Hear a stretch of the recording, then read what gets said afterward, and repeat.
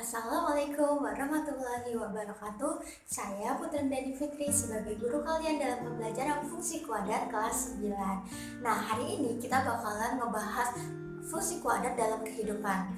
Nah, sebelum kita bahas fungsi kuadrat dalam kehidupan, kita bakal nge-review dulu nih tentang fungsi kuadrat yang udah pernah kita pelajarin di minggu-minggu yang lalu. Nah, fungsi kuadrat sendiri itu berarti adalah fungsi yang dalam bentuknya itu adalah ax kuadrat ditambah bx ditambah c. Nah, di mana a itu tidak boleh sama dengan 0, jadi a itu nggak boleh sama dengan 0. Sedangkan x sama y, x dan y itu adalah anggota bilangan real. Nah, setelah kita ngebahas tentang pengertian fungsi kuadrat, dan kita udah pernah nih ngebahas sebelum-sebelumnya, yaitu tentang menentukan fungsi kuadrat. Yang pertama adalah menentukan titik koordinat, yang kedua adalah menentukan titik potong sumbu x, dan yang ketiga adalah menentukan titik potong sumbu y. Jadi setelah kita udah bahas-bahas itu, barulah kita bisa masuk dalam aplikasi fungsi kuadrat. Jadi fungsi kuadrat ini bisa banyak banget digunakan, bukan bisa lagi, banyak banget digunakan dalam kehidupan sehari-hari. Contohnya aja seperti lempar lembing, seperti kita main bola basket itu bisa kita hitung dengan fungsi kuadrat, seperti orang yang akan menabrak seseorang dengan mobil atau dengan motor, itu kita juga bisa mengukurnya dengan fungsi kuadrat. Pokoknya banyak banget manfaat dalam fungsi kuadrat ini. Jadi fungsi kuadrat dalam kehidupan atau dalam aplikasinya dalam kehidupan sehari-hari itu punya triknya, punya rumusnya. Yang pertama itu adalah kita nentuin dulu nilai, mencari dulu variabel x dan variabel y-nya. Setelah kita udah ketemu nih apa yang dicari, nah kita bisa menentukan modelnya.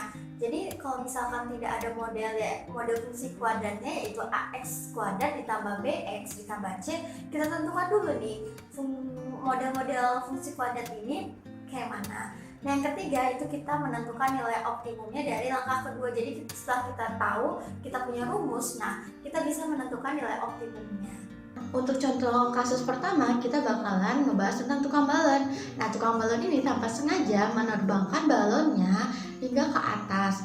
Nah, balonnya ini punya tinggi yaitu x, dan rumusnya itu adalah minus 21x kuadrat ditambah 118x dikurang 98. Nah, ingat, setelah itu kita mencari tingginya balonnya, maksimum tinggi balon itu berapa. Jadi balon ini punya bisa maksimumnya setingginya. Nah, ingat langkah pertama yaitu menentukan variabel x dan variabel y-nya. Nah, untuk menentukan variabel x dan variabel y-nya, kita lihat itu adalah tinggi balonnya yang lagi dicari nih. Nah, tinggi balon atau fx-nya. Nah, setelah itu kita menentukan model pembelajarannya. Modelnya itu kita udah dapatkan karena kita model fungsi kuadrat itu ax kuadrat ditambah bx ditambah c. Jadi kita udah punya minus 21x kuadrat ditambah 118x dikurang 98. Nah, setelah itu yang ketiga yaitu kita mencari nilai maksimumnya.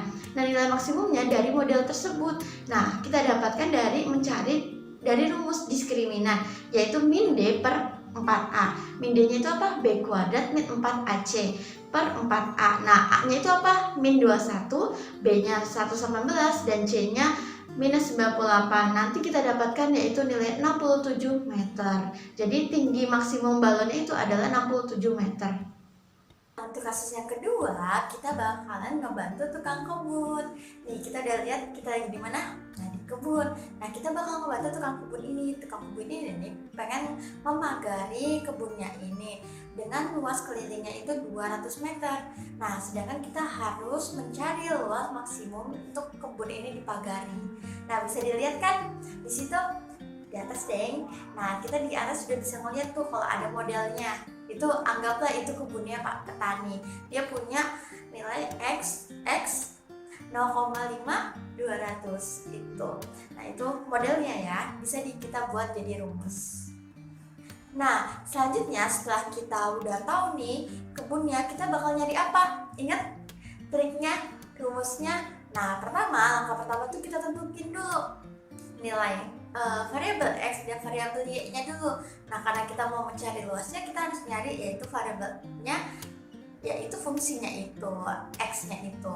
Selanjutnya, nah karena kita udah menentukan variabel x dan y-nya, kita harus nyari dulu nih model matematikanya. Kalau yang tadi kan kita udah langsung dapat nih.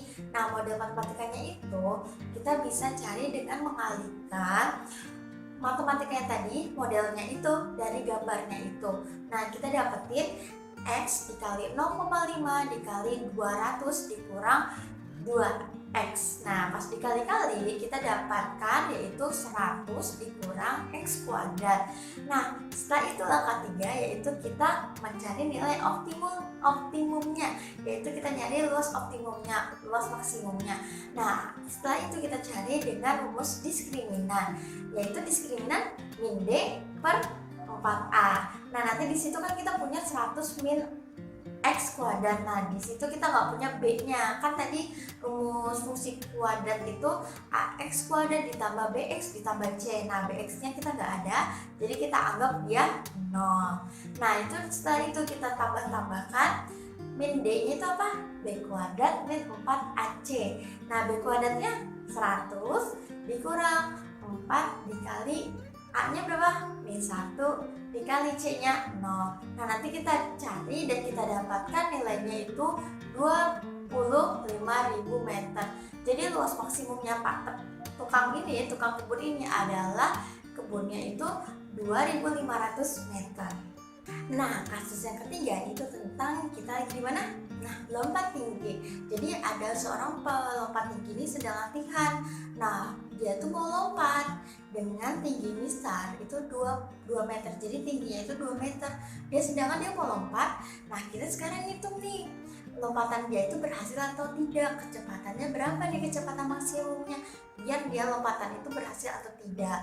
Nah, setelah dia lompat itu, dia langsung jatuh di tanah 1 detik kemudian. Jadi dia langsung lompat dan jatuh 1 detik kemudian. Kira-kira berhasil nggak ya? Nah, fungsi kuadrat itu banyak banget bisa dilakukan dengan banyak banget contoh permasalahan dalam kehidupan, contoh masalah-masalah dalam kehidupan sehari-hari kita bisa menentukan dengan fungsi kuadrat. Nah, salah satunya itu dengan yang tadi yaitu pas lompat tinggi. Nah, kita udah langkah pertamanya kita udah dapetin tuh, kita cari variabel X dan variabel Y-nya. Karena kita untuk menentukan kecepatannya kita dapatkan yaitu dengan tinggi menentukan kecepatan variabel Y-nya. Yang kedua, kita punya modelnya, kita udah dikasih petunjuknya nih modelnya, yaitu H sama dengan 1/2 F0 dikali T dikurang 5T kuadrat. Nah, di situ kita udah punya model matematikanya, modelnya untuk mencari langkah ketiga, yaitu langkah ketiga menentukan nilai optimum. Nah, menentukan nilai optimum ini karena kita mencari F0-nya, kita ubah nih rumus-rumusnya untuk mendapatkan F0-nya. Nah, kita dapatkan yaitu 1/4 F0 kuadrat per 20 lebih dari 2. Karena lebih dari 2 karena itu misalnya 2 meter, jadi kecepatannya kita tentuin dari 2 meter. Nah, kita dapatkan F0 lebih dari akar 160. Jadi kecepatannya itu lebih dari akar 160.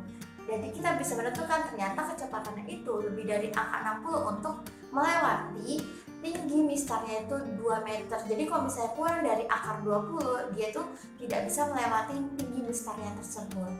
Nah, sampai sini kurang lebihnya semoga bermanfaat buat kalian, dan bila ada ingin ditanyakan bisa menghubungi saya sendiri. Terima kasih. Wassalamualaikum warahmatullahi wabarakatuh.